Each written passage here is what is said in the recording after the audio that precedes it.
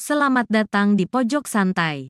Sebelum Anda mendengarkan audiobook ini, kami menginformasikan bahwa channel ini adalah review audio dari buku yang ada di Indonesia. Untuk membaca keseluruhan buku ini, kami menyarankan membeli buku aslinya di toko buku kesayangan Anda, baik offline maupun online. Keberadaan channel ini dimaksudkan untuk membantu Anda mendapatkan pengetahuan dari buku-buku kesayangan Anda. Jangan lupa untuk subscribe, like, dan komen.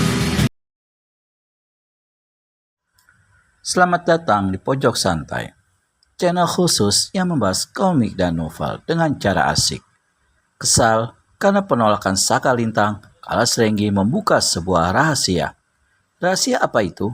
Yuk langsung saja disimak video kali ini.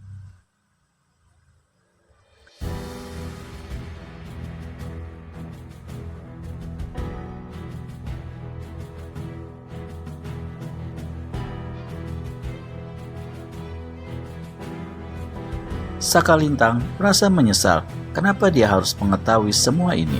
Seharusnya dia tidak perlu tahu, sehingga tidak dituntut untuk berbakti kepada orang tuanya.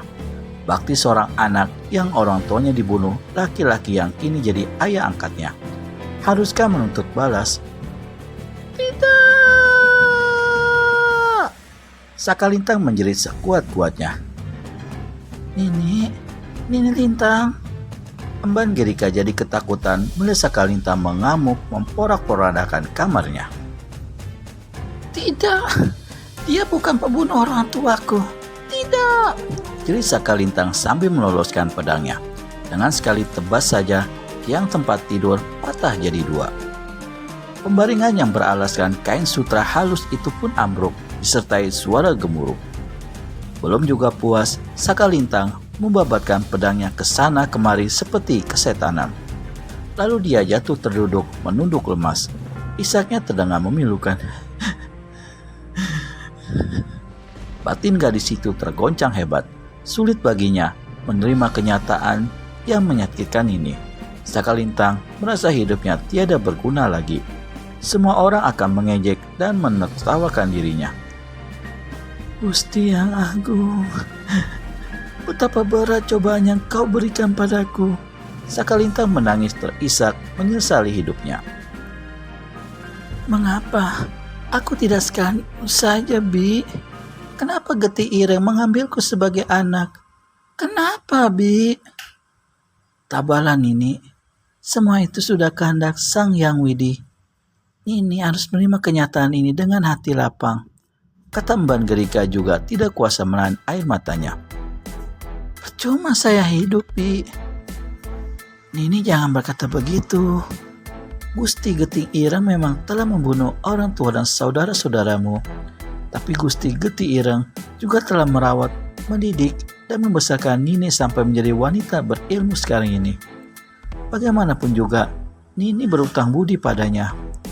Tapi dia membunuh keluargaku, Bi. Memang kewajiban seorang anak menjunjung tinggi martabat orang tuanya.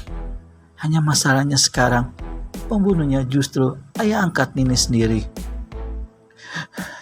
Katakan Nabi, apa yang harus saya lakukan? Saka Lintang kelihatan putus asa. Emban Gerika tidak menjawab. Memang serba sulit untuk menjawabnya. Ia bersedia tinggal di lembah ini karena merasa kasihan melihat Saka Lintang kecil yang masih memerlukan kasih sayang seorang ibu.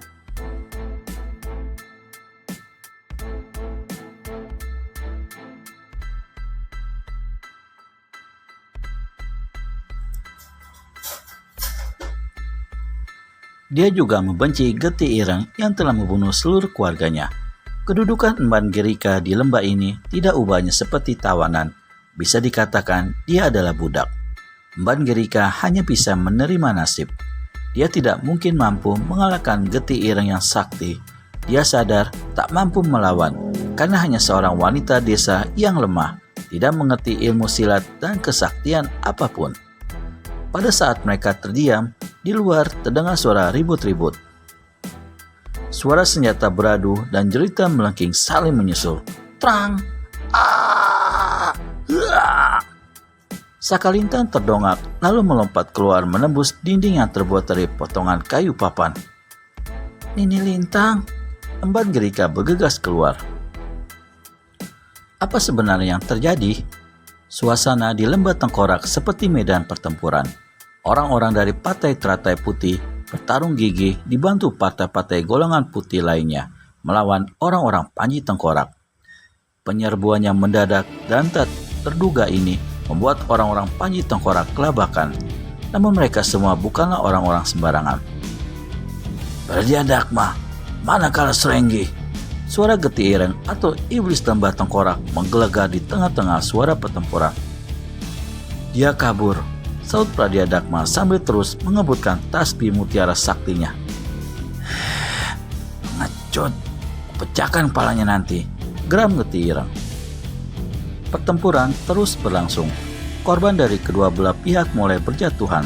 Darah mengalir membasahi Lembah Tengkorak ini. Mayat-mayat bergelimpangan tak tentu arah.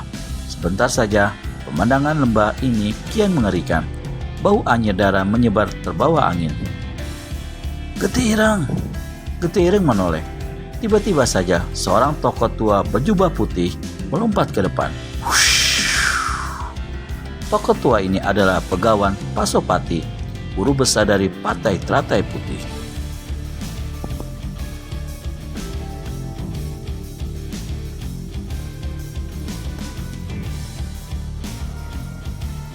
Tongkat galian asam dengan cincin emas berbentuk kepala naga diancungkan ke depan. Matanya tajam menatap Geti Ireng yang tegap menggenggam tongkat berkepala tengkorak. Pegawan Pasopati, rupanya kau ikut ambil bagian juga dalam kerusuhan ini, gumam Geti Ireng dingin. Kerusuhan terakhir dari sepak terjangmu, balas Pegawan Pasopati tidak kalah dinginnya. Akan kulihat sampai di mana nama kosongmu, ejek Geti Ireng. Tahan seranganku, pekik Pegawan Pasopati segera melompat menyerang. Geti Ireng mengkenyitkan keningnya sedikit. Rupanya Pegawan tua ini langsung mengeluarkan jurus naga menggempur gunung. Geti Ireng tahu kehebatan jurus ini, makanya dia tak sungkan lagi meladeninya. Dikeluarkannya jurus tongkat maut yang menjadi andalannya dibarengi dengan aji Sangkala Bayu. Dengan ajian ini, tubuh Geti Ireng bergerak selingan kapas. Gerakannya semakin cepat dan lincah. Menyadari lawan telah menggunakan ajiannya, Pegawan Pasopati segera merapal ajian pamungkasnya, Aji Batara Karang. Sekejap saja, seluruh tubuh Pegawan ini bercahaya menyilaukan mata. Setan, kau licik Pegawan Pasopati, dengus Geti Ireng. Cahaya menyilaukan yang terpancar dari tubuh Begawan itu membuat mata jadi perih. Geti Ireng tidak dapat melihat jelas di mana Begawan Pasopati berada. Merasa keadaannya tidak menguntungkan, Geti Ireng segera melompat tinggi sambil memekik nyaring.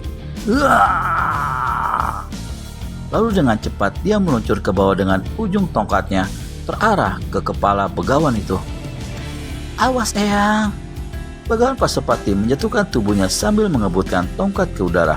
Serangan Geti Ireng luput. Hampir saja tongkat Geti Ireng mengenai Begawan itu, kalau tidak cepat-cepat berkelit di udara. Sakalintang, lancang kau, dengus Geti Ireng mengetahui peringatan itu datang dari putrinya sendiri. Hentikan semua kekejamanmu Geti Ireng, keras sekali suara Sakalintang. Hei, sejak kapan kau berani membentak ayahmu? Geti Ireng terkejut heran. Sejak aku tahu kau bukan ayahku.